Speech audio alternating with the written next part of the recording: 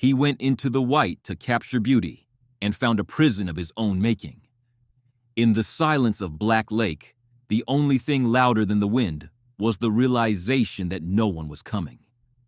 Today, we recovered the artifacts of a journey that ended with a single, misunderstood gesture. You stand on the edge of a nameless lake, 500 miles from the nearest paved road in the Brooks Range. The wind here doesn't just howl, it rasps against the plywood walls of a small, improvised shack like a serrated blade.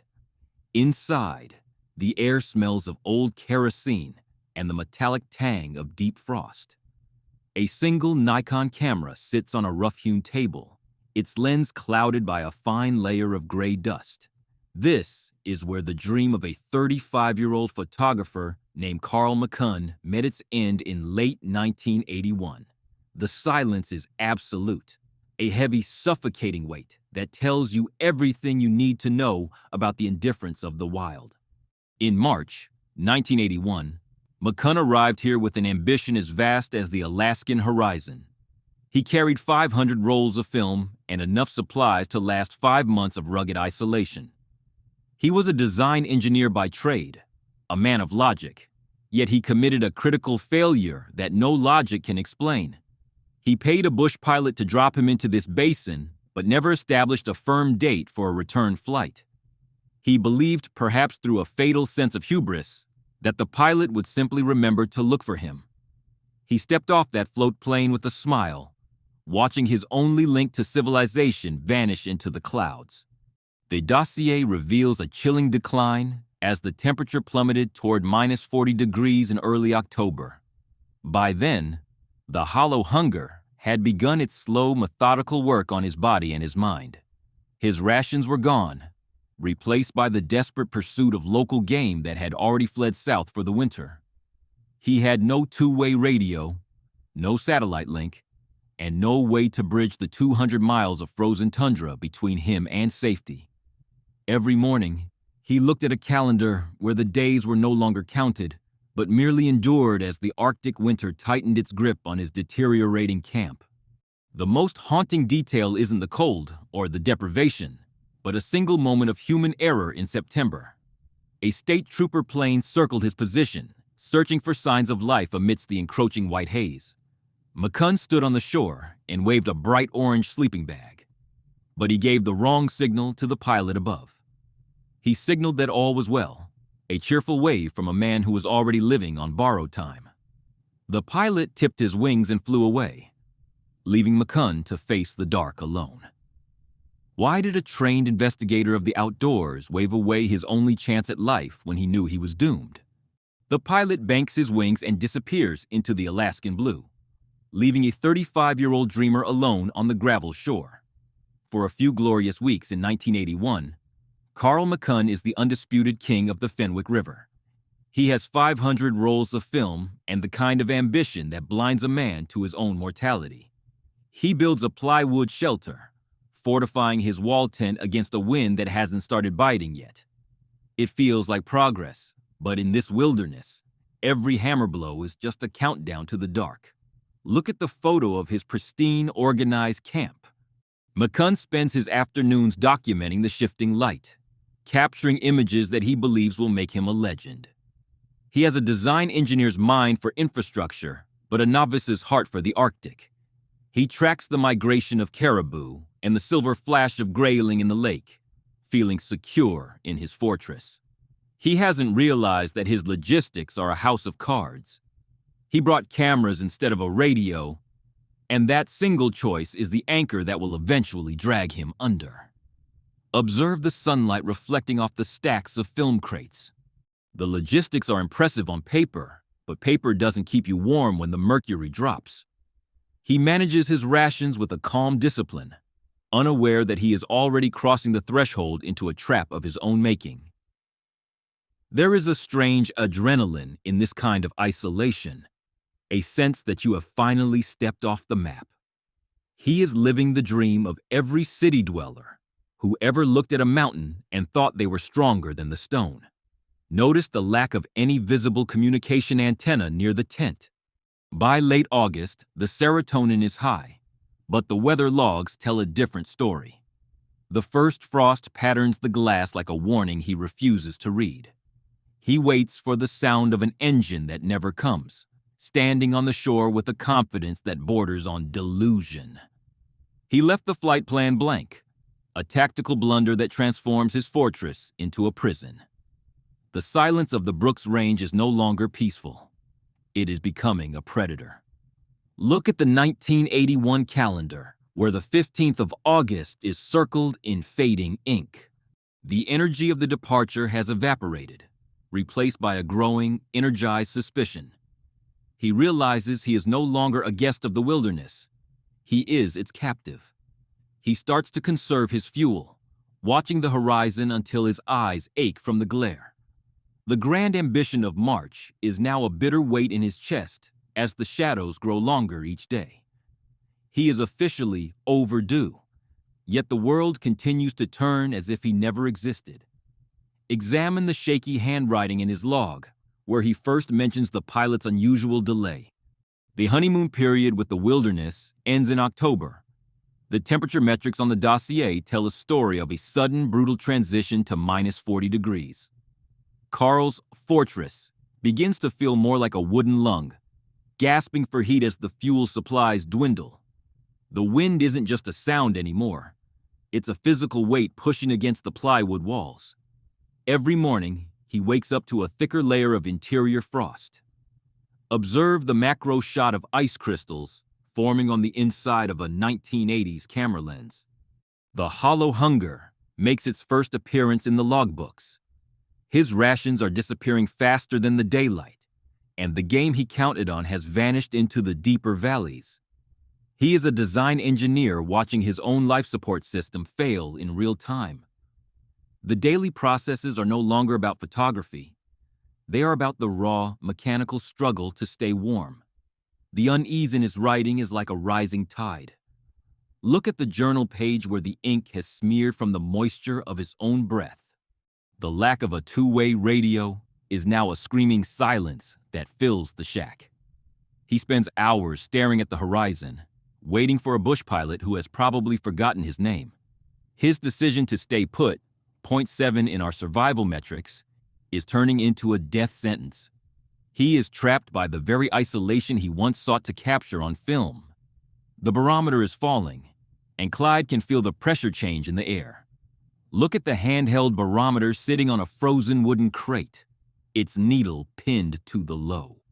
He starts to calculate the distance to the nearest cabin, but the math is impossible.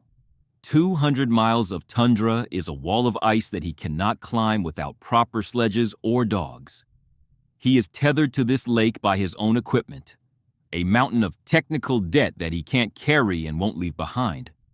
The tension is a physical cord stretched to the snapping point. He is no longer the king of the Brooks Range. He is just a guest who stayed too long.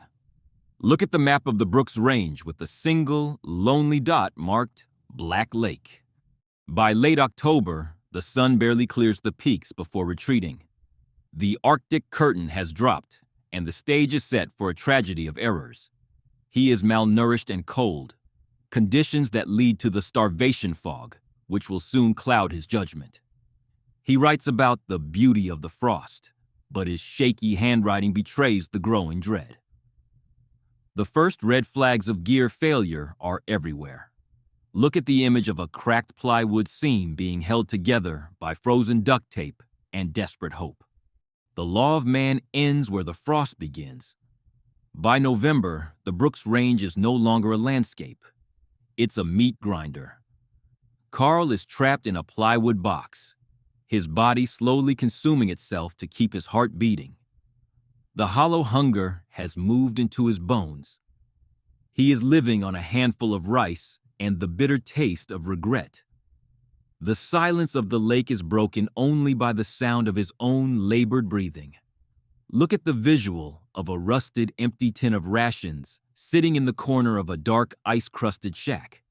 Then, the miracle happens. The hum of an engine vibrates through the floorboards. A blue and white state trooper plane banks low over the trees. This is it. the moment of salvation. But the starvation fog has already clouded Carl's mind. He stumbles out into the blinding white, his motor skills failing him. He reaches for his orange sleeping bag, his only way to communicate with the sky. Notice the frantic, blurred footprints in the deep snow, leading from the shack to the frozen shoreline. Carl stands on the ice and begins to wave, but he doesn't wave the V-shape for assistance. He doesn't signal a desperate SOS. In a moment of pure, agonizing, fatal error, he waves with one arm. The universal sign for all is well. He looks like a man enjoying a winter holiday.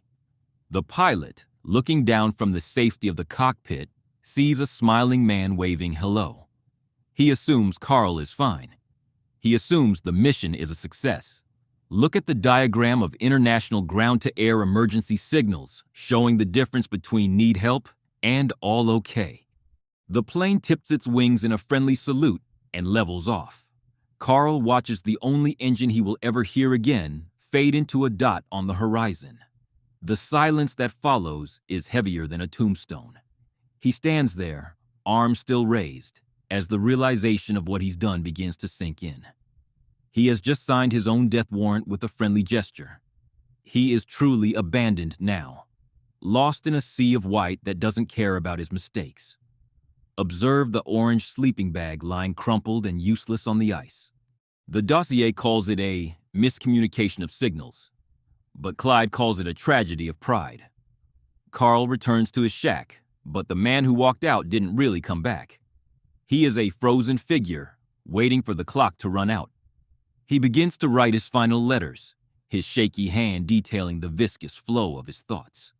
He knows no one is coming. The Brooks Range has claimed him, not with a roar, but with a polite wave. Look at the shaky handwriting in this log where he records the date. September 21. The transition from survivor to remains is a slow, agonizing process. He retreats into his bedding, the orange nylon now a mocking shroud. He writes about the cold, but his words are increasingly detached, as if he's watching himself from the ceiling. He has reached the point of no return, point 7 of our survival metrics. The darkness of the Alaskan winter is absolute, and there is no more wood to burn. Examine the final, frantic scribbles on the back of a developed photo of the Brooks Range peaks. The snow has a way of bleaching the truth until only the bones of a mistake remain. In February 1982, the silence at Black Lake was finally broken by the rhythmic slap of rotor blades. The state troopers who entered that plywood shack didn't find a photographer. They found a frozen figure tucked into a sleeping bag. Carl McCunn had been gone for months, leaving behind a diary that serves as a clinical autopsy of a dying soul. The winter had been absolute, and the verdict was clear. Look at the frost-covered door handle of the abandoned 1980s shack. The journals don't lie, even when the man writing them is fading. Carl's final entries are a masterpiece of deceleration, the handwriting becoming a jagged mountain range of effort. He spent his last days writing letters of apology to his father, a design engineer trying to bridge the gap between his pride and the dirt. He realized too late that nature doesn't care about your 500 rolls of film or your grand ambitions. It only cares about calories and heat. Look at the shaky handwriting in this log where the letters begin to drift off the lines. Point 21 of our dossier is the most bitter pill to swallow. The legacy of a man who was his own greatest obstacle. His story triggered a massive overhaul in how the Alaskan bush handles solo flight plans. Now, the law demands a check-in date, a safety net woven from the lessons of Carl's vanished summer. We learned that the starvation fog is a predator that strikes from within, turning a simple wave into a death warrant. Observe the official 1982 search and rescue report lying on a metal forensic table. There is a profound irony in the artifacts recovered from the site. The cameras were full of beauty, but the man was empty. His technical debt was paid in full by the end of November, when he finally stopped fighting the cold. The Brooks Range is a cathedral of stone and ice that offers no forgiveness for the arrogant. Clyde has seen 100 graves like this, each one a monument to a fatal choice made in the sunshine of a warmer month. Look at the blurred final photograph developed from Carl's camera showing a dark, sunless horizon. The cost of this error wasn't just a life. It was a warning to every frozen frontier seeker who thinks the wild is a stage for their personal drama. Carl McCunn died because he believed the world would eventually come looking for him, even if he didn't ask it to. The silence he left behind is a cold reminder that in the deep woods, you are only as safe as your last radio check. The case is closed, but the wind at Black Lake still carries the echo of a wave that meant goodbye. Look at the small, weathered memorial marker placed near the frozen shore.